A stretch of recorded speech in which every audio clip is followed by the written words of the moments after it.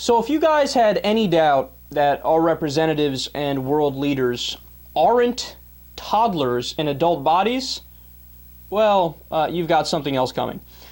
Steven Seagal, you know, the action hero guy from like the early 90s, he led a congressional delegation of 6 people, including Representatives Dana Rohrabacher and Stephen Cohen. They went to Russia to see how they could have stopped the Chechen terrorist attack in the United States.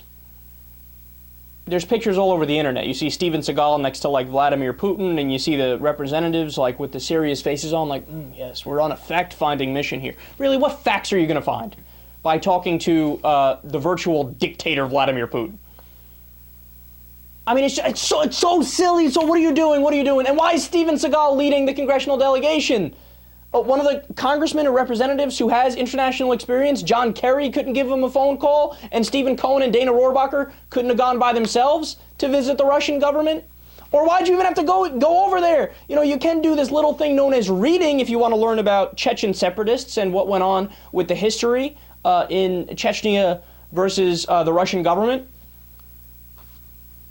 But no, they have to hop on a plane with Steven Seagal, the action movie star, so Steven Seagal could introduce them to his friend, Vladimir Putin. By the way, he met him earlier, here.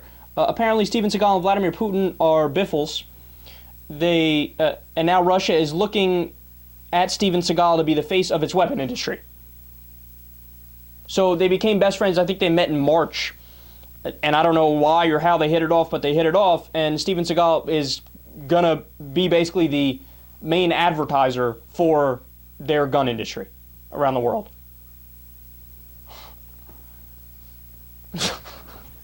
I'm speechless, because here we are, like, we're a nothing little fucking tiny radio show, and we try to talk about serious things, and of course we have fun with it. I'm not like we're, you know, totally highbrow, and I of course curse like a drunken trucker, but that's neither here nor there. We're talking about largely serious things a lot of the time. That's all kabuki theater. Like, we need to go to Russia to see how to stop terrorism in the future.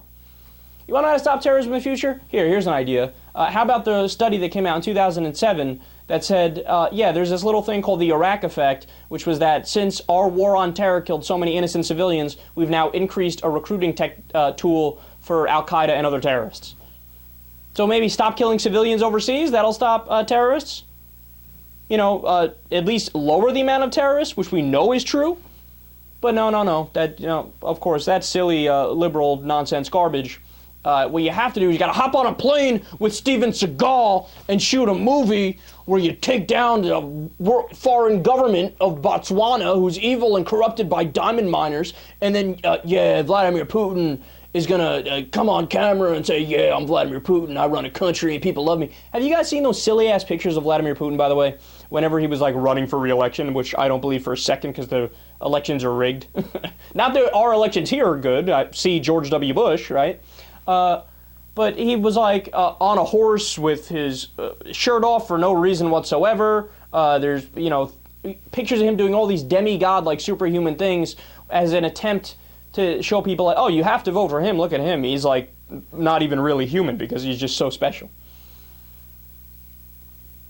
Steven Seagal getting involved in politics. Do yourself a favor. Go back to making silly movies that only air on USA, the channel USA at like 4 o'clock in the morning, where you end up fighting like 7,000 people in one room at one time and somehow walk away without a scratch on your face.